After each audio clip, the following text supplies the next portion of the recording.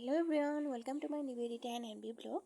আজি মই আপোনালোকৰ লগত শ্বেয়াৰ কৰিবলৈ লৈছো কঁঠালৰ মুচিৰ তৰকাৰী। গতিকে যাওঁ দেৰি নকৰি বলক আমি ভিডিওটোৰ মাজলৈ।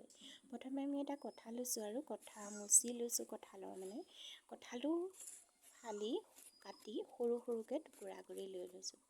তেতিয়া যেহেতু আমাৰ গুচাবলৈ সহজ হয়।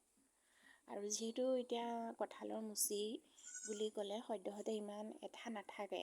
মই এতিয়া কোনো হাতত তেল নখনাকে বা কোনো ধৰণৰ ব্যৱহাৰ নকৰাকৈ মই কঁঠালৰ মুচিটো পৰা বাকলিখিনি ধুনীয়াকে গুচাই লম। এতিয়া দেখিছে মোৰ বাকলিখিনি অলৰেডি গুচোৱা হৈ গৈছে আৰু বাকলিখিনি গুচাই পেলাই ধুনীয়াকে আমি কঁঠালৰ নিজৰ জোখ অনুসৰি যোনে যিটো সাইজ বিচাৰে মই সৰু নহয় একেবাৰে ডাঙৰ নহয় মিডিয়াম সাইজত কঁঠালৰ সৰু সৰু টুকুৰাখিনি কৰি লৈছো আৰু তাতে কেইটামান সৰু সৰু আলু গুটিও একে সাইজতে কাটি টুকুৰা কৰি লৈছো। আৰু এইখিনি দেখিছে ধুনীয়াকৈ ধুই ল'বলগীয়া হৈছে আৰু যিহেতু বেছি দেৰি পানীত ৰাখি থ'ব নোৱাৰি কঁঠালখিনি বেছি দেৰি যদি পানীত থৈ দিয়া হয় কোলা পৰি যায় আৰু লগতে আলুটো কোলা পৰি যায়। এতিয়া আমি এইখিনি ধুনীয়াকৈ ধুই হ'লে প্ৰথমে এটা কুকাৰত বইল কৰি ল'ম।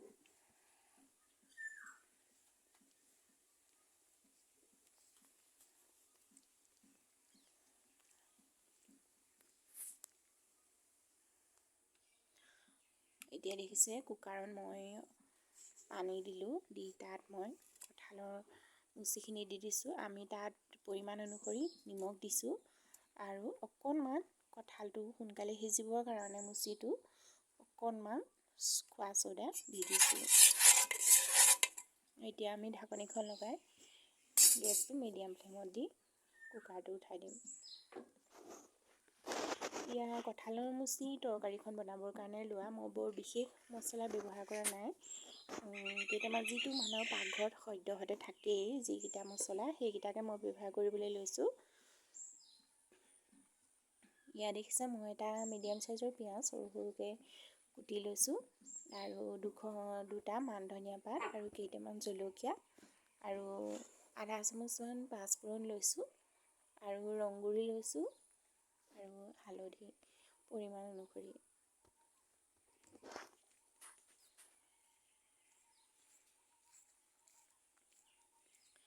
এতিয়া আমি গেছটো অফ কৰি কুকাৰটো নমাই আমি পানীখিনিৰ পৰা কঁঠালৰ টুকুৰা সিজোৱাখিনি কাঢ়ি ল'ম। এতিয়া আমি দেখিছে আমি এইখিনি কাঢ়ি লৈছোঁ যিহেতু মই আপোনালোকক সম্পূৰ্ণৰূপে দেখুৱাব পৰা নাই। আৰু এতিয়া আমি এখন কেৰাহী গৰম কৰি তাত পিঁয়াজ আৰু সকলোখিনি দি দিলোঁ।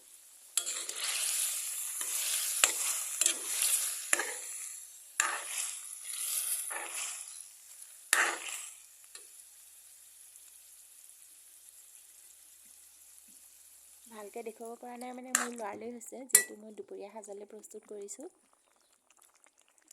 কিন্তু ভিডিঅ'টো কেনে লাগিলে চাই জনাবলৈ নাপাহৰিব আৰু যদি ভিডিঅ'টো চাই ভাল লাগিলে আৰু মোৰ চেনেলৰ যদি নতুন হয় আপোনালোক তেনেহ'লে মোৰ চেনেলটো ছাবস্ক্ৰাইব কৰি ৰাখিব।